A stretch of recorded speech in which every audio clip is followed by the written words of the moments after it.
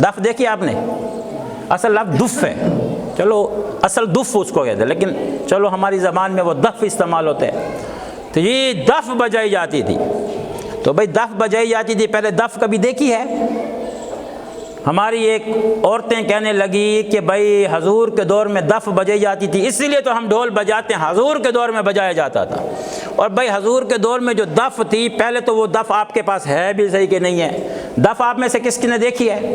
دف ہوتا ہے کسی ایک لکڑی کے اوپر یا کسی ایک برتن کے ایک سرے کے اوپر کوئی چمڑا چمٹا دینا ایک طرف۔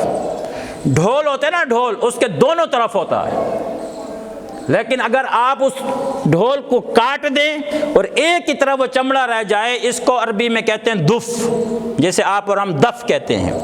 اللہ کے نبی صلی اللہ تعالیٰ علیہ وسلم کے دور میں جب حضور مکہ سے مدینہ پاک تشریف لے آئے تو اونچی جگہ پہ کچھ بچیاں بیٹھ گئی اور وہ کہنے لگی طالع البدر علینا، آج ہمارے اندر 14ویں کا چاند تشریف لے آیا ہے۔ تو وہ یہ اشعار کہنے لگی اور ساتھ بجاتی تھی دف کو، وہ بجا بجا کے یہ شعر و شاعری کر رہی تھی۔ اللہ کے نبی نے ان کو دیکھا، ان کو منع بھی نہ فرمایا۔ میرے عزیز ساتھیو، اس کے اندر اور حضرت بی بی عائشہ صدیقہ رضی اللہ تعالیٰ عنہ فرماتی ہیں کہ ہمارے زمانے میں شادی کے موقع کے اوپر کبھی دف بجتی تھی۔ خالی ایک روایت میں آتے حضرت ربیع بن معوذ، حضرت ربیع بنت معوذ بن افرا رضی اللہ تعالی عنہ، یہ ایک صحابیہ عورت ہیں، یہ خود کہتی ہیں کہ میری شادی ہوئی، اللہ کے نبی صلی اللہ تعالیٰ علیہ وسلم میرے پاس آئے، اور جب میرے پاس حضور پاک صلی اللہ علیہ وسلم میرے گھر میں میری شادی کے موقع پہ آئے تو بچیاں دف بجا رہی تھی اور گا رہی تھی، دف بجا رہی تھی اور گا رہی تھی۔ تو اب دیکھا ہمارے آج کل کے پھر جو جدید سکالر ہیں وہ کہتے ہیں دیکھا حضور کے وقت میں تو دف بجتی تھی، ڈھول بجتا تھا، حضور نے منع نہیں کیا، مولوی صاحب آپ کیوں منع کرتے ہیں؟ ہم نے کہا بھائی وہ ڈھول نہیں تھا، وہ دف تھی۔ ڈھول دونوں طرف بند ہوتا ہے، وہ آلہ ہے موسیقی کا، وہ حرام ہے، وہ نہیں بج سکتا، وہ ناجائز ہے۔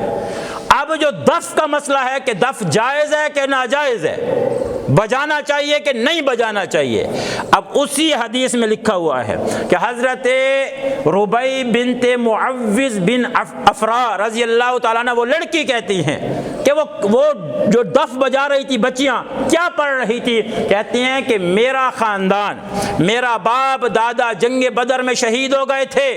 وہ لڑکی جو دلہن ہے وہ کہتے ہیں میرا بابا جان اور ہمارے دادا جان ہوئے، تو وہ جب میری شادی ہو رہی تھی ایک شہید کی بیٹی کی جس کا باپ غزوہ بدر میں شہید ہوا، تو وہ کہہ رہی تھی اب وہ دف بجاتی تھی اور میرے جنگ بدر کے شہداء کی عزت عظمت منقبت کہ یہ وہ لڑکی ہے جس کا باپ رسول اللہ کے لیے شہید ہوا، یہ وہ لڑکی ہے جس کا دادا، جس کا چاچا، جس کا ماما جنگ بدر میں بہادری کے ساتھ شہید ہوئے۔ تو وہ دف کے اوپر ہاتھ مارتی تھی اور مبارک نبی کے خاندان پہ مرنے والے لوگوں کے شہداء کی عزت کو شعر و شاعری کی شکل میں بیان کرتی تھی۔ بس یہی بات ہے۔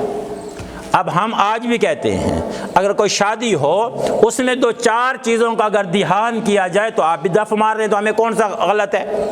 آج بھی کوئی شادی ہو اگر کوئی آج بھی دف مارنا چاہے جو ایک سائیڈ پہ ہو، وہ 2-4-6 شرائط کا دھیان رکھے، وہ مارے شادی کے موقع میں، ہمیں کوئی بھی اس سے گلہ نہیں ہوگا۔ نمبر 1 شرط وہ دف ہونی چاہیے، وہ ڈھول نہیں ہونا چاہیے۔ دف ایک طرف ہوتا ہے اور ڈھول کس طرف ہوتا ہے بھائی؟ دونوں طرف سے بند ہوتا ہے، دونوں طرف سے ڈھول بند ہے، جو مارے گا جو سنے گا حرام ہے، گناہ ہے، موسیقی ہے، غلط ہے۔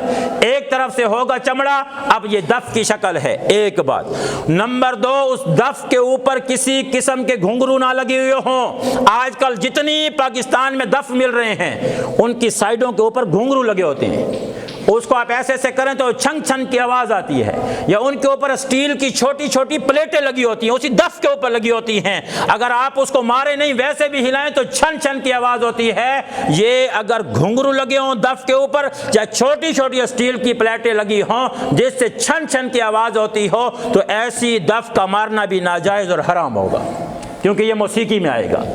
نمبر 1 شرط یہ ہے کہ وہ دف خالی ہو۔ نمبر 2 اس دف کو مارنے والی بڑی عورتیں نہ ہوں بلکہ چھوٹی بچیاں ہوں جو نابالغ ہوں، کیونکہ حضور کے دور میں جتنی بھی وہ مارنے والی روایات پیش کی جاتی ہیں کہ دف مارتی ہیں وہ ساری نابالغ بچیوں کی بات ہے، بالغ کی بات نہیں ہے۔ ہاں، آپ کے گھر میں اگر کسی شادی کے موقع پہ دف اٹھا کے چھوٹی چھوٹی نابالغ بچیاں بیٹھ کے اور اس کے اوپر ہاتھ مارتی ہیں، وہ مار سکتی ہیں۔ یہ دو شرطیں ہو گئی کہ پہلی دف ہو، نمبر دو کیا ہو بھائی، مارنے والی کون ہو، بالغ کے نابالغ، نابالغ بچیاں ہونی چاہیے دف مارنے والی۔ نمبر تین، وہ جو پڑھ رہی ہوں شعر، جو گنگنا رہی ہیں گانا، وہ گانا آج کل کے زمانے کا شعر و شاعری جو ہوتی ہے عشق مشوقی کا نہ ہو، عشق مشوقی کے گانے نہ ہوں، بلکہ پاکیزہ کوئی گانا، گانے سے مراد گنگنانا، کہ کوئی پاکیزہ اشعار ہیں جو شادی کے موقع کے اوپر خوشی کے اظہار کے لیے صحیح ہے، جس کے اندر کوئی شہوانی جذبات نہیں اٹھتے، تو پھر اگر وہ بچیاں بغیر کسی اور ساز کے وہ گاتی ہیں، چلو ٹھیک ہے، اجازت ہے، سمجھ آ رہی ہے۔ نمبر چوتھی بات، کچھ دیر کے لیے اللہ کے نبی نے فرمایا دف مارو تاکہ پتہ چلے کہ یہاں اس گھر میں شادی ہو رہی ہے۔ یہ اعلان کے لیے تھا۔ پہلے زمانے میں دف کو اسپیشل موسیقی کے لیے نہیں مارا جاتا تھا۔ حضور کے ایک حدیث میں آتا ہے، آپ نے فرمایا کہ تم نکاح کرو اور اس کا اعلان کرو چاہے تمہیں دف مارنا پڑے۔ کیا مطلب اس حدیث کا؟ حضور کے زمانے میں اعلان کرنے کے لیے کہ محلے والوں کو پتہ چل جائے کہ اس گھر میں نکاح ہو رہا ہے، تو تھوڑا سا زور سے اس دف کو مارتے تھے تاکہ پورے محلے میں گونج پیدا ہو جائے کہ اس گھر میں نکاح ہے۔ بس تھوڑا مارنے کے بعد اس کو رکھ دیتے تھے کہ اعلان ہو گیا، محلے کو پتہ چل گیا کہ اس گھر میں شادی ہے۔ آج تو ڈھولی سو سے مارا ویندے، اعلان کے لیے مارا جاتا ہے، اعلان کے لیے تو آپ کارڈ دے دیتے ہیں، اعلان کے لیے تو آپ میسج کر دیتے ہیں۔ تو بھائی آپ کا کارڈ دے دینا یہ اس زمانے کے دف کے برابر ہے۔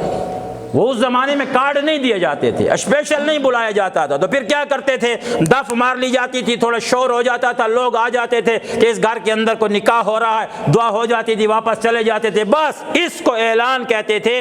آج کل یہ اعلان نہیں ہے بلکہ آج کل یہ موسیقی بنتی جا رہی ہے۔ تو ان تمام شرائط سے ہٹتے ہوئے اگر معمولی سا ایسا کوئی کام کر لیا جائے تو گنجائش ہوگی، اور اگر اس کو میوزک بنا دیا جائے، ڈھول بنا دیا جائے، لڑکیاں ناچ رہی ہیں، یہ کتنے افسوس کی بات ہے، کتنے افسوس کی بات ہے۔